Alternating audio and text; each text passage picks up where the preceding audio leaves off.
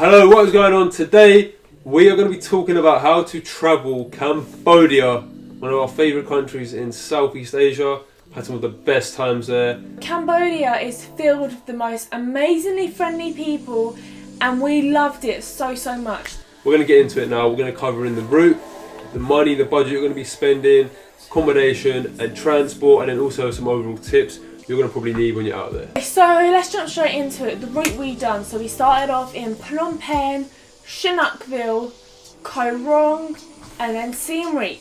Now we're going to go into more detail in each of the destinations. Phnom Penh, I think it's a place where you will either love it or you'll hate it. For us, we loved it. It was a great introduction to Cambodia and it was a city filled with chaos and excitement. So during our time in Phnom Penh, we visited the Animal Wildlife Sanctuary and most importantly the Killing Fields and the Genocide Museum. It was the most eye-opening thing we've done in our whole trip. So after our time was up in Phnom Penh, we then got on a 6-hour bus ride to Chinookville where we stayed for a few more days. In Chinookville it was very chilled out, a lot of beaches, and we spent our days pretty much chilling out on the beaches, watching the sunsets. The main reason we went to Chinookville was because we were going to the island named Koh Rong. We went to the Lonely Beach, which is much more secluded. There was only 14 bungalows on the island, I believe. Yeah, there was 14 bungalows, crystal clear seas.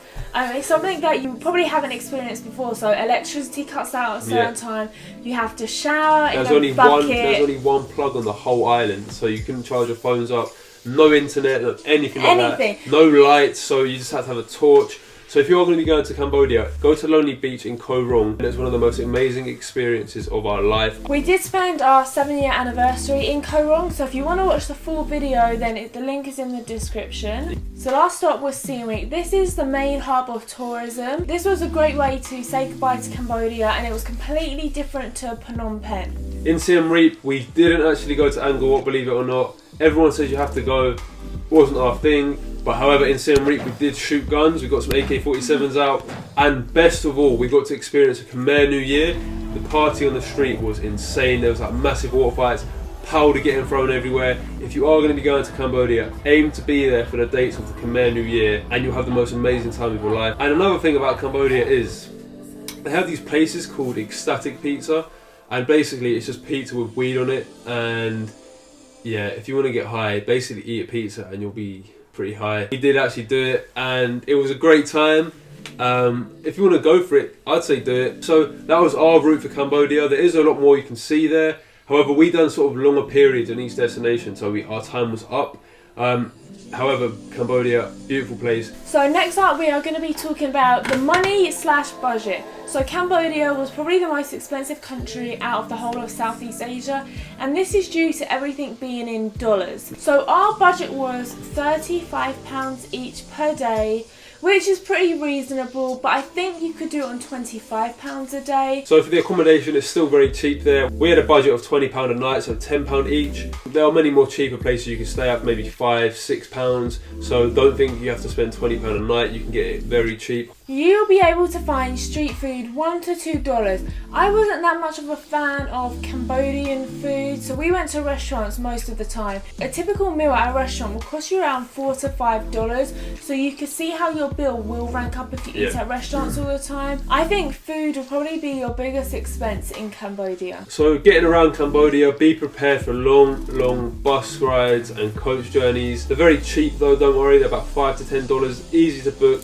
And you can book for your hotels, local little travel agents. Two of the most popular companies used in Cambodia are Mekong Express and Ibis. Both are really comfortable rides. They've got aircon, they give you free water, pick you up from your hotel. And one tip I'm going to say for the coach journey, don't try and be smart like me and Mia and sit at the back of the coach because the engine gets hot, and after like 2-3 hours of the engine constantly on, you will literally roast with the 40-degree heat as well. You're going to melt at the back of the bus. So when you're getting around your local town in Cambodia, the most common use is tuk-tuks and mopeds. However, we didn't take them out.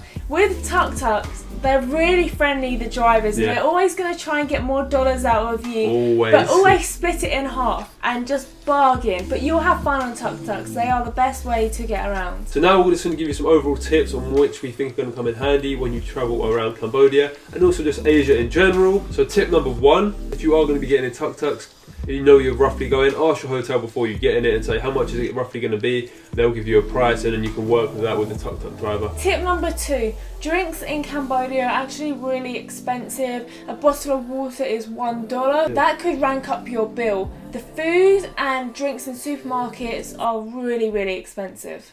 Tip number 3, when you're entering Cambodia, make sure you have $35 on you ready to pay for your visa and a passport picture as well. They're going to require that. Tip number 4, if you are going to be going to some of the most famous temples such as Angkor Wat, apparently they do get extremely busy. Ask around because people said some of the tuk-tuk drivers know special places where it's not going to be as busy. Try and get there early as well and try and get ahead of the crowds because it will get extremely busy, like ridiculously busy. Tip number 5. So when arranging a day out, whether it be the Killing Fields, Angkor Wat, you will normally arrange a set price for a tuk-tuk to bring you there and bring you back, and they will wait for you however long you are. Like we were like 3 hours in a Killing Fields and he did wait for us in the heat. You might be able to get it cheaper that way as well, rather than spending, for example, $10 to get somewhere and then $10 back. You might get it for $15 there and back. Tip number 6, this relates to tuk-tuks as well.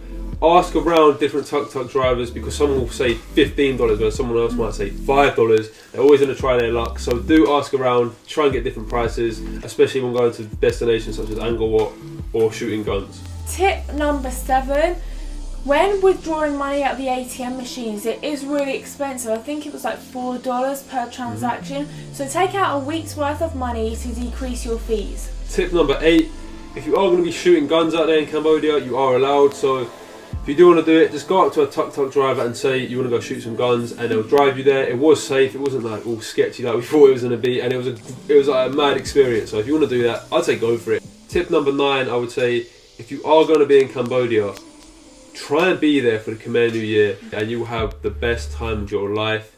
It's just one of those experiences you'll always hold for the rest of your life, so try and be there for the Khmer New Year. So tip number 10, again this is to do with money. I would say when you're going out, bring a certain amount of money out with you that you're only going to spend on that day.